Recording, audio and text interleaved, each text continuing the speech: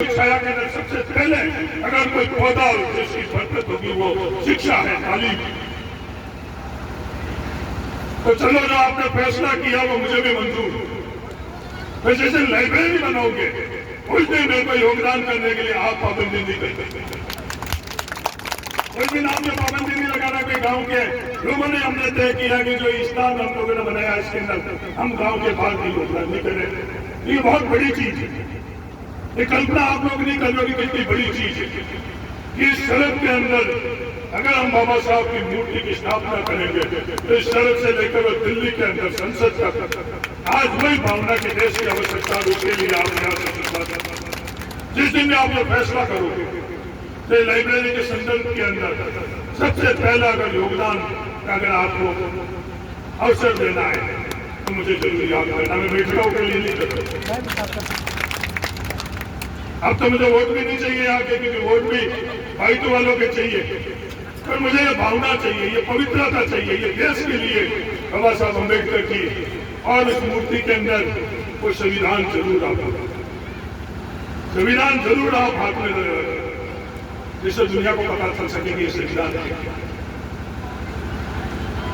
और कई तरह से संविधान के खिलाफ ये बातें, ये पीने के पानी के संदर्भ में बात कर रहा हूं मैं, शिक्षा के अधिकार के बारे में बात कर रहा हूं मैं, आरक्षण के बारे में दुनिया सवाल करती है आरक्षण आरक्षण। मैं दुनिया से सवाल पर उल्टा करना चाहता हूं। इस देश में किस जाति को आरक्षण नहीं है? एक जाति का नाम ले लो जिसका आरक्षण नहीं है। 100% जातियों का आरक्षण है। भारत के अंदर एक भी जाति ऐसी नहीं है जिसका आरक्षण नहीं है। 100% का आरक्षण है। तो उसकी चर्चा नहीं होगी। उस आरक्षण के अंदर दो व्यवस्था है, एक आर्थिक आधार के ऊपर आरक्षण और एक बिना आर्थिक आधार पर आरक्षण। हजारों सालों से इस आर्थिक ताकत से हमने जिनको वंचित रखा, अगर आज जिस दिन हमारे को संविधान मिला है उनको हम आर्थिक आधार के आधार पर अगर आरक्षण देते हैं तो वो अन्याय जो हजारों सालों से कई पीढ़ियों के से मार्फत से हम लोगों ने किया है, उस अन्याय को हम लोग जायज करें।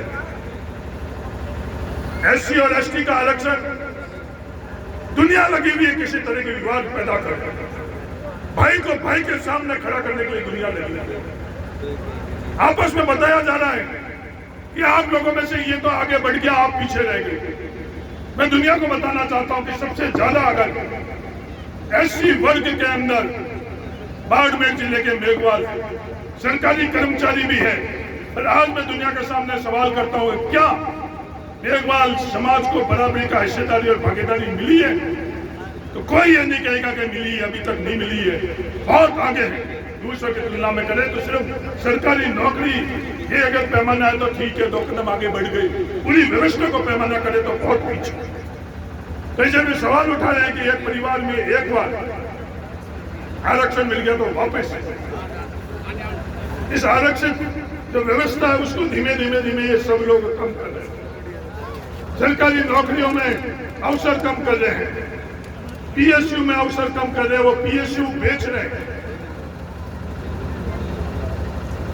उसके पीछे मकसद ये है कि हम लोगों की हिस्सेदारी और भागीदारी।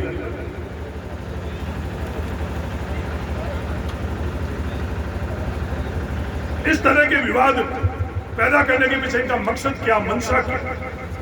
और वो विवाद और कोई नहीं, हमारे अंदर बैठे हुए लोग भी इस विवाद को तायद करते हैं कि अगर ये लड़ते रहेंगे तो कहीं से मैं एमएलए बन जाऊंगा, अगर ये लड़ते रहेंगे तो कहीं से मैं मंत्री बन जाऊंगा, ये इनको लड़ा दूंगा तो मैं मुख्यमंत्री बन जाऊंगा, मेरा मुख्यमंत्री कार्यकाल सुरक्षित रह जाएगा। कि अगर दलित और पिछड़ा अगर एक पहचान अगर वो अम्बेडकर जी से जो सफर शुरू हुआ था, कदम न कदम बहुत हो गया। कई राजनीतिक तौर पर हमारे से असहमत भी थे, तो उन लोगों को भी हम जब उनका नाम आता है तो हमारे को श्रद्धांजलि देते, उन लोगों का गर्व होता है।